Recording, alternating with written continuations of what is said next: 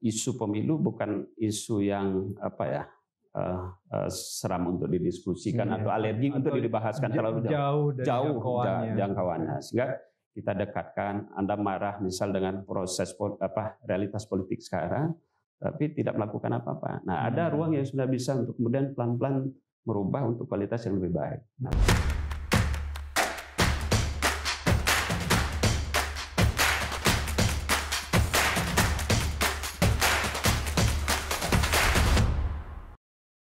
Kan sebetulnya Bawaslu ini punya peran sentral memfasilitasi pengawasan pelaksanaan pemilu dan pilkada oleh masyarakat atau bersama masyarakat. Nah, itu kira-kira sekarang gimana ide kita itu? Ya, jadi memang menarik Kang Dahlan. Jadi dalam bagaimana konsep pengawasan itu kan tidak sepenuhnya oleh Bawaslu. Kita ingin bangun supaya pengawasan itu adalah gerakan publik. Nah, karena sejatinya pengawasan itu adalah publik sebenarnya. Nah, dalam konteks itu maka Bawaslu harus melakukan trigger. Bagaimana mulai menginisiasi hadirnya pengawasan partisipatif. Nah, dalam bingkai itu maka kemarin kita di Bawaslu Jawa Barat juga mendesain dalam aras untuk membangun gerakan partisipatif sebagai mitra jaringan nanti. Itu kita desain yang namanya Sekolah Kader Pengawasan Partisipatif. Dari namanya ya masih bau-bau aktivis. Bukan. Ya memang ada program RI, Bawaslu RI ada juga kita turunkan. Kami desain juga untuk di tingkat provinsi, ada juga kita di kabupaten kota yang kita buat. Kita desain kurikulumnya, kita desain model konsep sebenarnya kursus singkat. Nah, apa yang kita transferkan di situ? Satu soal isu-isu kepemiluan, isu demokrasi, isu penegakan hukum pemilu, termasuk juga kemampuan skill dasar mereka sebagai pemantau. Berapa banyak sekarang tadi? Nah, alhamdulillah kemarin misal di angkatan pertama itu kita buat khusus di 27 kabupaten kota sudah hampir 2.000 kader ya. Wow. Nah, di yang kemarin juga bersama dengan Bawaslu RI ada sekolah kader. Karena situasi pandemi kita garap dalam desain online SKPP daring. Tapi memang itu konsep dari Bawaslu RI yang kita kemudian Bawaslu Provinsi fasilitasi untuk juga dilakukan di kabupaten kota. Khusus untuk Jawa Barat dulu pendaftar itu sampai 5.000. Nah, siapa yang target sasaran peserta ya? Karena kami SKPP itu memang menarget pemilih muda. Jadi kalau Mas Dahlan mungkin termasuk bisa lah Kang Ferry. Aku bisa berarti. Ya agak baby face wajahnya. Kalau aku kan milenial matang, jadi masih masuk kategori. Kalau bukan milenial pada zamannya. Ya ini cara pendekatan ya. Sebenarnya cara pendekatan kita Bawaslu agar juga bagaimana pendekatan ke pemilih muda bahwa isu pemilu bukan isu yang seram untuk didiskusikan atau alergi untuk dibahaskan terlalu jauh jangkauannya. Sehingga kita dekatkan. Anda marah misal dengan proses realitas politik sekarang, tapi tidak melakukan apa-apa. Nah, ada ruang yang sudah bisa untuk kemudian pelan-pelan merubah untuk kualitas yang lebih baik. Nah, tapi itu cukup mengefek nggak kalau ngelihat misalnya dibandingkan sebelum kader itu ada begitu? Saya melihat antusiasme. Jadi memang kita belum melihat dampak yang besar. Cuma kami berpikir di Bawaslu Jawa Barat juga ini Bawaslu harus mulai melakukan kerja jangka panjang yang sifatnya investasi kader, memperluas aktor. Ya kalau dalam skema biasa Kang Danar ini kan leverage-nya juga harus lebih luas spektrumnya. Jangan targetnya internal kita Bawaslu. Bangun gerakan partisipatif ya harus jelas targetnya. Siapa yang disasar, bagaimana transfernya, nah kapan kita mulai. Misal di tahun pertama saja kita sudah punya kader, tahun kedua nanti kita harus lebih banyak. Sehingga mendekati pemilu, kita tidak instan pendekatannya. Sudah ada hal langkah yang sudah investasi jangka panjang dari proses pengkaderan ini sudah kita lakukan. Nah mungkin memetiknya 5 tahun ke depan baru untuk melihat. Atau setidaknya tahapan pilkada ini, momentum pilkada bisa menjadi ranah buat mereka. Kan bisa dibandingin Pak Dul, misalnya pemilu 2019 sama pilkada sekarang. Atau mungkin belum kali. Mereka belum ini selama proses. Nah, program ini kan memang kita garap pasca Pileg Pilpres ya. Oke. Berarti uji cobanya itu nanti. Untuk bisa jadi di pilkada. Yang dibilang yang baru-baru, yang kemarin-kemarin nggak dibilangin. Justru gue mau bilang update begini, ya. Gue mau bilang ini repotnya kalau aktivis jadi pejabat publik kan ilmu aktivisnya dipakai. Ya. Kalau bukan aktivis ini nggak kepikir juga bikin sekolah kader kan. Iya. Dan saya lihat ini antusias ya. Jadi dari pendaftar, pelamar dan mereka bahkan kita kursuskan sampai seminggu lebih itu peserta full dan semangat. Artinya ada spirit bahwa mereka antusias melihat dan ada semangat juga soal ada ya derajat perubahan dari soal pemahaman, soal kemampuan dasar mereka ya. Dan ini sebenarnya leverage kita di Bawaslu keluar, effort Bawaslu keluar. Satu, Bawaslu juga selain di tahapan pemilu melakukan fungsi pengawasan tadi, tapi di luar tahapan itu maka fungsi misal Bawaslu melakukan pendidikan edukasi, pendidikan politik itu kita lakukan. Dan kita paham betul membangun partisipasi pengawasan itu tidak bisa instan. Ya. Dilakukan mendekati pemilu. Itu hasilnya pun tidak akan maksimal nanti. Oleh karena itu harus visioner melihat bahwa ini harus dikerjakan mulai dari sekarang. Mungkin uji coba melihat yang sudah kita lakukan penggadaran kemarin Pilkada 2020 sebagai momentum untuk melihat ya mereka bisa berperan apa ya. Ya, tapi jangka panjangnya untuk misal pemilu serentak di 2024 nanti misalnya. Nah, tetapi kan ini kader-kader ini juga harus ada bagaimana teknik maintain-nya, melakukan mengisi konten lagi, sehingga aras ideal membangun gerakan partisipatif yang kuat juga mulai terbangun. Oke, tapi memang ada rencana nggak sih Om dulu di para kader ini paling nggak di daerah-daerah yang pasti 8, terutama daerah yang 8 pilkada akan kita libatkan untuk kemudian cara pelibatannya tentu ya karena Bawaslu juga bukan semacam lembaga donor harus kasih uang pemata, tapi bagaimana menantang mereka bahwa sudah ini ada momentumnya dari transformasi pemahaman yang kita lakukan kemarin dalam proses pengkaderan itu, saatnya lah mereka menunjukkan peran kontribusinya apa yang harus mereka ambil gitu. Minimal kita dengan hadirnya mereka, satu yang kita harapkan, satu perluasan kadar aktor partisipasi pengawasan. Kedua juga mereka menjadi trigger di publik untuk misal minimal kampanye anti money politik, ya kan? Atau juga bisa menjadi sinergi menginisiasi di lingkungan mereka masing-masing. Jadi deteran efeknya kan ke situ target kita. Ya, karena kita biasa diskusi dulu soal gerakan pemantauan yang tidak instan tapi terstruktur. Nah ini yang mulai kita lakukan. Berarti menarik kita lihat ya nanti di Jawa Barat nih pasca Pilkada Desember nanti kira-kira peran kader nih seberapa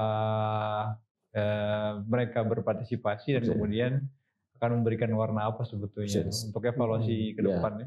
Minimal Depok. Minimal ya Depok. Oke.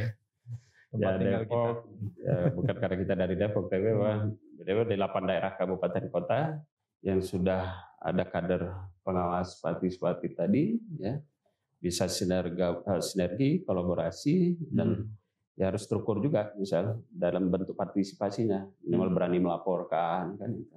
Jadi kelihatannya udah sangat siap ya Jawa Barat di 8 kabupaten dalam usaha untuk itu. Kalian tidak sangat serius untuk mempersiapkan supaya pilkadanya sesuai dengan yang diharapkan. Karena ekspektasi publik kan besar kan. Betul. Jadi soal orang marah ketika ada money politik itu kan ke Bawaslu. Marah ketika ada misal penyalahgunaan kekuasaan di pemilu itu kan ke Bawaslu. Nah, sehingga dalam aras itu maka saya berpikir juga kita harus menjawab minimal mereduksi praktek itu. Walaupun misal belum bisa menghilangkan sama sekali. Nah, dengan fungsi dan tugas kewenangan Bawaslu dimandatkan, kita maksimalkan misal pendekatan pencegahan, memaksimalkan pengawasan dan memperkuat strategi dan metode pengawasan. Dan yang jangan lupa juga misal soal sebagai trigger harus ada misal case-case yang kita tangani sebagai upaya institusi penegakan hukum pemilunya dari apa yang praktek pelanggaran yang terjadi. Kalau dilihat dari ini ya, fungsi Bawaslu Pak Dul. Jadi seberapa besar sebenarnya Bawaslu, paling nggak Jawa Barat ya, melihat kontribusinya untuk meyakinkan publik bahwa demokrasi itu berfungsi dengan baik gitu. Ya. Karena kan orang banyak kecewa juga kan dengan proses demokrasi kita yang dianggap transaksional misalnya. Betul, Pak Ferry. Jadi hadirnya Bawaslu adalah institusi pengawas terlembaga. Yang embrio hadirnya ini juga karena distrust terhadap electoral proses yang dianggap bermasalah. Ya, dulu zaman Orde Baru mungkin tidak ada Bawaslu sehingga orang begitu mudah untuk kemudian ya kita sudah tahu hasil pemilunya kan, hasil pemilunya semacam apa. Nah, hadirnya Bawaslu sebenarnya ada visi besar bagaimana dari mandat kewenangan yang diberikan dapat memberikan kontribusi terhadap misal kualitas proses pemilu itu sendiri yang arah muaranya adalah menghadirkan pemilu yang demokratis. Misal dengan fungsi 4 fungsi tadi aja. Bagaimana kita memaksimalkan di pencegahan. Ya, misal kami di Jawa Barat, dalam konteks pencegahan kemarin, membangun misal kolaborasi dengan kelompok pemuda, mahasiswa, kampus, dan juga ada karakter khusus di Jawa Barat ini kan, kelompok-kelompok. LSM banget. Di Jawa Barat ini hampir seluruh kabupaten kan ada pesantren. Ya. Nah kita rangkul kemarin. Jadi kolaborasi bersama pondok kiai dan santrinya. Nah, itu juga kita pernah buat. Bahkan pernah kita kumpulkan di Cirebon tuh. Saya penasaran mau nanya gini aja, Mas Dandar. Jadi sudah ada berapa laporan masyarakat yang ditolak? Dulu kan pasti banyak komplain tuh. Iya. Banyak sih laporan kita udah banyak nih, 1000 bikin 1000 laporan dan sebagainya. Tapi ditolak oleh Bawaslu gitu. Udah berapa banyak pada laporan ditolak? Jadi dari kasus yang masuk di Pileg Pilpres kemarin, kurang lebih kan ada 939 kasus. Terakhir kurang lebih 940 kasus. Dan yang menarik dari kasus tersebut, kurang lebih ada 30% itu ada laporan masyarakat. Artinya apa? Yang kita katakan, masyarakat aware terhadap proses. Nah, hanya saja betul tadi, ada beberapa kasus yang kita tidak bisa tindak lanjuti disebabkan karena tadi tidak terpenuhan unsur misalnya. Jadi kadang melapor tapi bukti kurang atau konstruksi laporannya juga belum memenuhi kaidah yang bisa kita proses. Nah, sebenarnya berangkat dari situ ada ruang bagi Bawaslu untuk kemudian melihat satu sisi partisipasi publik pada level partisipasinya meningkat. Jadi bukan hanya menggunakan hak konstitusionalnya. Jadi orang pengen ngelapor itu cukup tinggi ada, gitu lah ya. Animonya itu kan ada. Nah ini yang harus ditangkap kita. Jadi level partisipasi yang dikehendaki Bawaslu itu agak sedikit di atas KPU. Mohon maaf. Kalau di KPU kan level partisipasi mereka datang menggunakan hak pilih. Iya. Tapi di Bawaslu sedikit di atas, selain menggunakan hak konstitusional, juga mengawasi. Nah, jadi mengawasi prosesnya. Nah ini yang kalau berdasarkan data tadi, ada sejumlah laporan berdasarkan pengaduan masyarakat, menunjukkan ada animo. Tapi ada juga yang mungkin tidak memenuhi tadi, bisa jadi ada ruang soal mungkin mereka tidak dapat edukasi yang cukup. Cara menyampaikan laporan yang dapat memenuhi kaidah sebuah laporan yang bisa diproses. Nah saya kira ini ruang bagi, ini tantangan, challenge bagi kami di dalam bahwa ada masyarakat sudah ingin, nah, tapi bagaimana kita mulai juga satu tadi menyampaikan, melakukan pendidikan untuk memberikan informasi, misal ruang partisipasi yang lebih jauh kalau mereka melihat ada pelanggaran, cara menyampaikannya semacam apa, laporan yang dianggap bisa di-follow up semacam apa, kaidah misal kalau dalam hukum itu pemenuhan syarat formil laporan awal itu semacam apa. Ada treatment khusus nggak Pak Dul? Jadi treatment yang dilakukan oleh Bawaslu supaya orang nggak kecewa gitu. Jadi ketika misalnya laporan nggak ditindaklanjuti, tapi mereka masih mau melapor dan sebagainya. Ada treatment khusus nggak? Ketika mereka datang itu kan harus kita apresiasi. Nah, oleh karena itu di kita kami tekankan betul Bawaslu ini kan badan layanan publik kepemiluan. Sebagai badan layanan publik kepemiluan maka ada tanggung jawab di internal Bawaslu. Mulai dari penerimaan laporan, dia harus misal ramah. Harus kemudian cara pelayanannya juga harus lebih baik. Jadi termasuk tadi kalau misal ada orang melapor, minimal menyampaikan dulu apa maksud tujuannya, menanyakan apa maksud tujuannya. Terus kalau mereka melaporkan, kita ada tim juga, misal sekaligus itu pendidikan informasi ke warga. Jadi kalau ada laporan yang tidak lengkap, kita informasikan. Jadi cara penyampaian langsung bahwa informasi ini belum bisa ditindaklanjuti karena ada unsur yang belum terpenuhi.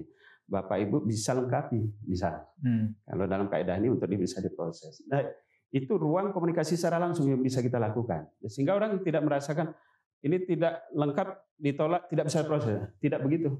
Tapi ada proses edukasi, komunikasi yang juga baik ke pelapor. Orang datang ke kantor kita itu kita sudah harus apresiasi yang luar biasa.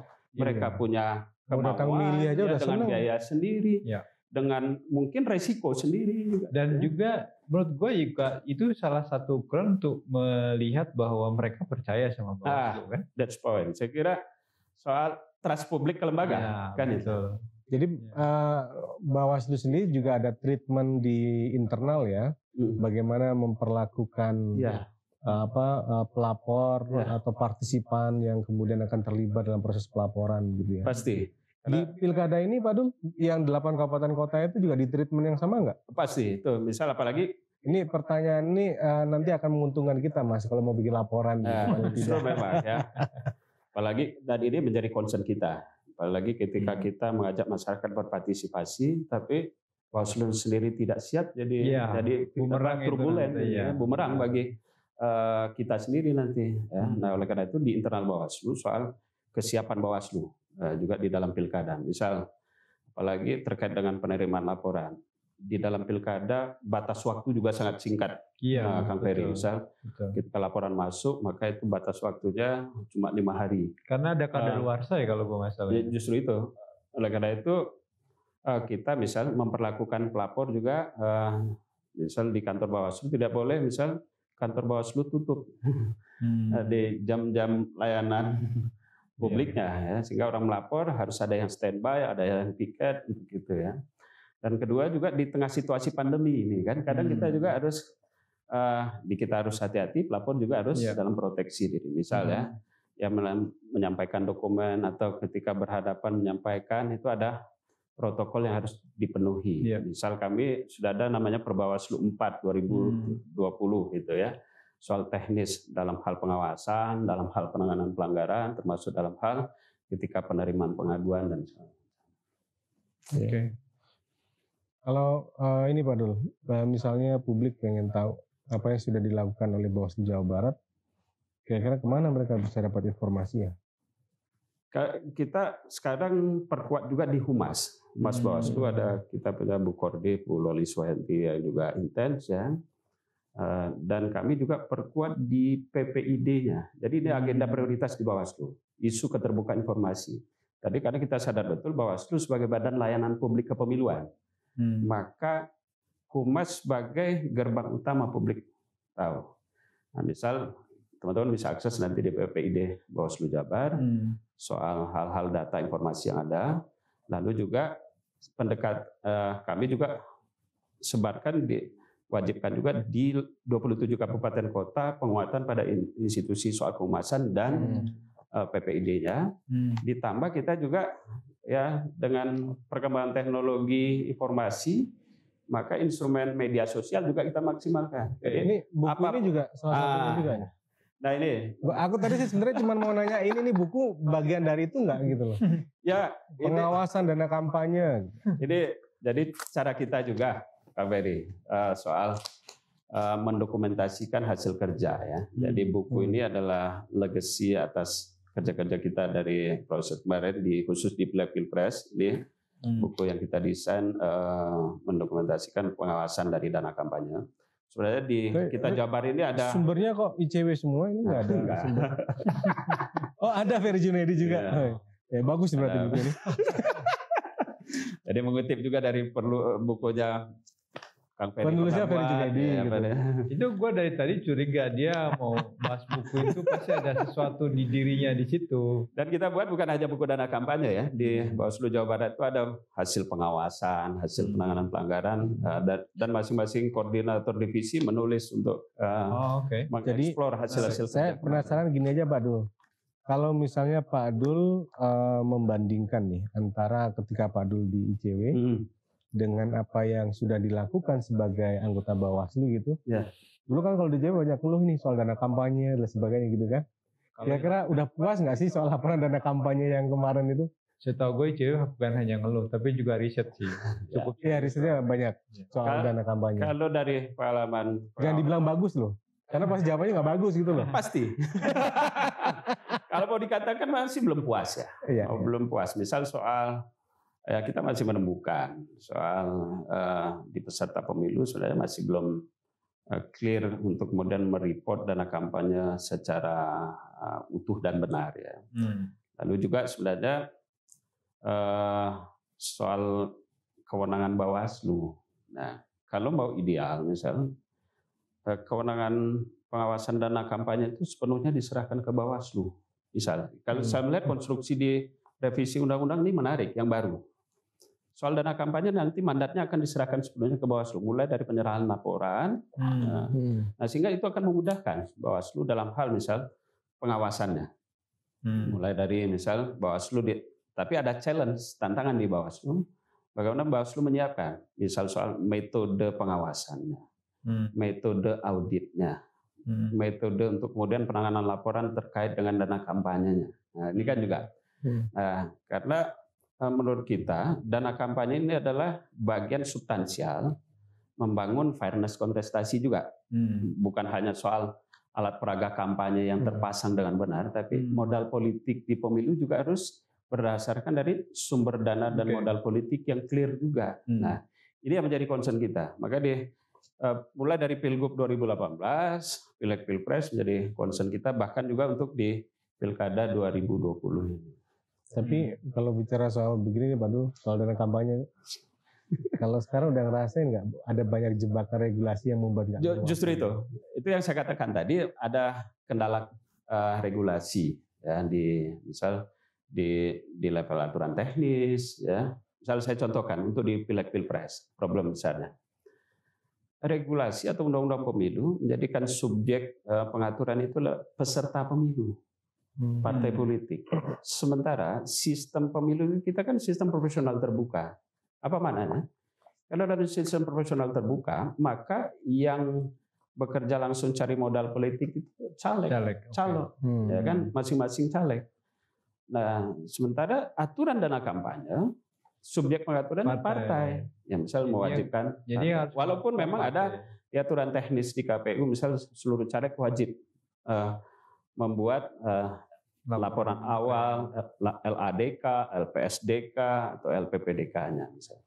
Hanya saja misal ketika mereka sekedar melaporkan pemenuhan administratif. Nah, ini juga jadi tantangan kita ke depan di aspek regulasi dan mungkin di internal Bawaslu, bukan mungkin, tapi ini adalah tantangan di Bawaslu sendiri. Menjadikan isu-isu strategis tadi, isu strategis soal hal-hal yang potensial merusak aras substansial fairness-nya. Nah, dana kampanye salah satu yang potensial kalau ini tidak dikawal ketat. Ya, bisa jadi potensi misal dana yang bersumber dari dana yang tidak jelas masuk sebagai modal politik ya. Atau tadi misal soal jangan sampai juga capital negara dalam bentuk programatik pemerintah juga dipakai sebagai modal politik. Tapi atas kelemahan regulasi itu Pak Dul, seberapa nakal dan centilkah Bawaslu untuk menerobos beberapa regulasi? Soal terobosan hukum ini kreativitas kita. Misal soal kami di Pilgub, ini contoh ya, di Pilgub 2018. Walaupun terhitung agak karena saya masuk agak terlambat prosesnya. Jadi saya dilantik. Masuknya harusnya dilantiknya dari dulu gitu ya. Karena saya menjelaskan prosesnya. Saya dilantik di Bawaslu itu 2 hari sebelum Pilgub Jawa Barat. Oke. Nah, sementara proses laporan dana kampanye itu sudah berjalan di awal tahapan kampanye dan menjelang setelah proses ini sudah diserahkan misalnya. Nah, kami ketika saya lakukan tracking saja, analisa terhadap dokumen, kita temukan ada sejumlah catatan persoalan. Nah, sementara di level kantor akuntan publik yang melakukan audit tidak menemukan. Nah, artinya apa? Ada kedalaman soal metode dan strategi maupun hasil pengawasan yang kami lakukan, yaitu mungkin tidak diatur teknis di dalam aturan undang-undang. Ya, katakanlah Bawaslu pada waktu saya posisikan agak semi auditor ya, bayangan yang kita lakukan, cek dokumen, cek kepatuhan, cek satu-satu laporan, dan ini inisiatif yang kami lakukan di luar dari teknis yang ada dalam. Gue ngebayangin tuh kebiasaan ICW menerima laporan masyarakat masih begitu kan, cek sana cek sini. Itu masih ngecek ke ATM nggak? Ngecek ATM nggak? Nggak, aku mau ngomong info aja dulu, kerjanya Pak Adul tuh ngecek ke ATM. Ya, ngecek apa penyumbang itu benar tidak gitu ya? Benar atau tidak dicek ke ATM gitu kan? Belum sampai ke ATM itu sudah kita temukan misalnya. Iya. Ini karena ada kewenangan yang dimiliki, jadi punya akses terhadap data. Kelebihannya di situ.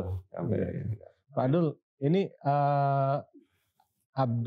Kang Abdullah, STP itu apa? Ini agak berat saja. Tapi ini, saya itu karena nggak pernah tahu STP ada itu, STP ini. Saya alumni dari Sarjana Teknologi Pertanian. Jadi saya lulusan di UGM dulu. UGM Adul ya? Universitas Gadjah Mada, salah satu fakultasnya itu adalah Fakultas Teknologi Pertanian. Berarti satu fakultas sama presiden dong? Pak Presiden Kehutanan. Kehutanan. Saya Fakultas Teknologi Pertanian. Tapi sama-sama UGM. Oh iya. Satu alma mater ya. Satu alma mater. Tapi masih netral beliau. Harus netralitas ya. Prinsip menjaga profesionalitas dan integritas itu penting. Oke. Tapi menarik tuh Ferdi, barusan gue itu kenal dulu udah cukup lama. Gue baru tahu kalau gelar dia. Nggak pernah gelar di dipajang gitu. Iya. Jangan diplesetkan, ada orang mengatakan itu sarjana teknologi pemilu kan. Karena ilmu teknologi pertaniannya sudah tidak. Iya. Harusnya tadi ngomongin soal teknologi dalam pemilu. Tapi gini, saya mau katakan, STP ilmu saya di saya lulusan Fakultas Teknologi Pertanian, jurusan Teknologi Industri Pertanian. Nah, berapa mata kuliah saya itu sebenarnya sangat bantu juga. Misal soal manajemen program proyek kita ada. Ini ya tate gatuk aja kalau ini. Berapa ya hal-hal quality control system management kita juga itu bisa saya terapkan juga di. Nah, pertanyaannya itu dulu belajar di kampus atau belajar di ICW itu? Ya minimal konstruksi keilmuan itu tidak, walaupun secara ini tidak ada kaitan langsung tapi mensupport. Kalau gue tidak dalam konteks membuat itu sebagai hal yang negatif ya. Tapi ini unik gitu loh, maksud gue orang belajar pertanian jadi aktivis LSM. Terus tiba-tiba sekarang jadi pejabat publik, pengawas pemilu gitu kan? Iya. Unik sih. Iya. Dan pasti Om Dul nggak kebayang lah ya, jalan hidupnya kan kayak gini sekarang gitu. Ya, kalau sarjana teknologi pertanian kan ideal di industri makanan misalnya. Jadi kalau Rika pemilu, alhamdulillah tersesat tapi di jalan yang benar. Kan? Yang penting masih berkontribusi untuk kepentingan publik. Masih ngomongin panjang nggak sih? Kalau nggak aku mau nanya terakhir nih. Nggak, udah kayaknya. Udah ya? Kalau terakhir nih. Kalaupun kita merasa ada yang perlu diskusikan ya kita bikin episode berikutnya nanti semua. Oh iya. Tentu dengan undangan. Nah ini terakhir nih Pak Dul, saya mau tanyain Pak Dul. Pak Dul udah berapa tahun? 2 tahun ya? 2 tahun. 2 tahun lebih dikit. Dengan 2 tahun di Bawaslu ya. Kira-kira kontribusi Bawaslu menurut Pak Dul terhadap membangun kepercayaan publik terhadap sistem demokrasi itu seberapa besar? Saya kira banyak hal ya. Jadi minimal saya belajar dari dikit aja berapa persen gitu. Kalau mau dikatakan ukurannya di pileg pilpres kemarin. Jadi dengan hadirnya Bawaslu minimal mengurangi praktek kecurangan tadi. Ya, misal ukuran sederhana, banyak kasus yang kita tangani dan diselesaikan. Kedua juga misal tidak banyak perkara yang diajukan di MK yang diterima MK. 1 sampai 10 ngasih nilai. Dari 30, misalnya saya contohkan untuk memberi penilaian akhirnya. Ini 30 kasus yang justifikasi dulu ini baru nanti jawab. Kan saya perlu membangun argumentasi. Betul. Jadi misal ada 30 perkara yang masuk di MK, cuma 1 yang dikabulkan MK. Selebihnya karena sudah diselesaikan di Bawaslu dan KPU. Ya itu kan. Jadi kan variabel terukur. Biar juga Kang Ferry melihat itu objektif. Nah, artinya mau saya katakan ya harus 80% ada kontribusi Bawaslu. Jadi 1 sampai 10 8 lah ya. Ya. Besok bisa 9 nggak? Harus. Bila perlu 10, tuh kan? Iya. Gue jadi punya pertanyaan tambahan ini. Kalau berdasarkan yang sudah dilalui nih, Om Dul, ke depan itu apa sih yang perlu dikuatkan oleh Bawaslu? Atau yang perlu ditingkatkan, perlu diperbaiki, perlu dioptimalkan kira-kira? Ya, banyak hal ya yang harus mulai. Ya. Bagaimana penguatan institusi, tata kelola lembaga, penguatan di beberapa fungsi. Apalagi fungsi Bawaslu dia akan fokus strict di fungsi pencegahan pengawasan, penanganan pelanggaran, atau juga bagaimana juga tantangan ke depan, misal isu peradilan hukum pemilu. Nah ini juga harus ada roadmap Bawaslu. Jadi Bawaslu mau secara kelembagaan ke depan akan fokus penguatan di mana, sehingga desain kelembagaannya juga harus didesain ke arah situ. Ya, termasuk soal rekomendasi penguatan institusi ini dan kewenangannya semacam apa. Misal dalam hal kewenangan pengawasan, kewenangan dalam penanganan pelanggaran penindakan, misalnya. Termasuk juga evaluasi sistem Gakumdu kita selama ini semacam apa gitu ya. Masuk juga tantangan untuk ke depan menjadi lembaga kuasi peradilan pemilu tadi. Aduh belum pernah dapat buku yang itu ya, Electoral Justice System yang ditulis apa ya? Saya kode inisiatif itu loh. Itu ketika saya diundang kode. Ada hadiahnya, saya wah menarik sekali buku ini dan relevan buat kita. Yang nulis apa Pak? Itu kalau tidak salah direkturnya itu Bapak Ferry Junaidi itu. Jadi saya mau bilang begini sebenarnya. Ada desain tumbuh. Jadi kewenangan Bawaslu itu tumbuh itu. Iya. Semakin. Nah itu menarik tadi, betul. Nyambung dikit. Jadi dari buku itu juga soal arah desain kelembagaan, soal tantangan satu desain sistem pemilu yang ingin dibentuk dan kewenangan kelembagaannya. Ya, mungkin kita Indonesia harus punya jadi role model baru soal tadi kelembagaan pengawasan yang tidak di banyak negara tidak punya model. Berapa kali kita konferensi, misal kemarin di Bali yang Bawaslu RI buat, tergambar di beberapa kita mungkin bisa bangga. Soal mungkin satu-satunya yang punya model soal lembaga supervisory body ya Bawaslu yang terhadap proses pelaksanaan pemilu mungkin Indonesia. Sistem pengawasannya, sistem penanganan pelanggarannya, penindakannya gitu ya, sampai ke sistem yang mengarah pada tadi kuasi peradilan pemilunya. Nah, seperti tadi kata Pak Ferry, konsepnya harus tumbuh. Nah, ini ada tantangan ke depannya harus tumbuh ya, akan muncul. Bagaimana sistem peradilan pemilu? Nah, ini juga harus dijawab. Bawaslu akan semacam apa ke arah situ ya. Walaupun sebenarnya harus melekat menjadi bagian tugas Bawaslu juga. Karena kita punya presiden, misal di penyelesaian sengketa di administrasi pemilu kemarin kita punya pengalaman soal itu. Dan kita bisa soal itu. Nah, tinggal bagaimana penguatan secara institusi di level kewenangan, dan kedua juga kelembagaannya juga ya, menyiapkan. Oke lah, cukup ya Mas. Thanks juga. Nanti kalau kan kita diundangnya cuma ngomong sejam, kelebihan kayaknya. Oke lah, saya tutup apa ya? Siap. Pak Dul, terima kasih banyak. Terima kasih juga sudah ngundang kami untuk terima kasih banyak sudah ngundang Kolase untuk bincang-bincang tentang konstitusi dan demokrasi, khususnya soal perkembangan Bawaslu Jawa Barat ya. Jadi kalau teman-teman nanti pengen berdiskusi tentang konstitusi, demokrasi, melihat bagaimana perkembangan kelembagaan dan sebagainya, boleh juga nanti kontak Mas Danar. Kita akan datang pasti itu. Oke, terima kasih banyak Pak Dul. Kita ucapkan juga terima kasih buat Kolase konstitusi ya, konstitusi dan demokrasi ya. Kolase konstitusi yang sudah hadir juga di Bawaslu Jawa Barat. Semoga Kolase ke depan makin baik dan memberikan kontribusi terhadap konstitusi kita dan demokrasi kita. Iya. Terima kasih. Sampai ketemu lagi di Kolase konstitusi berikutnya.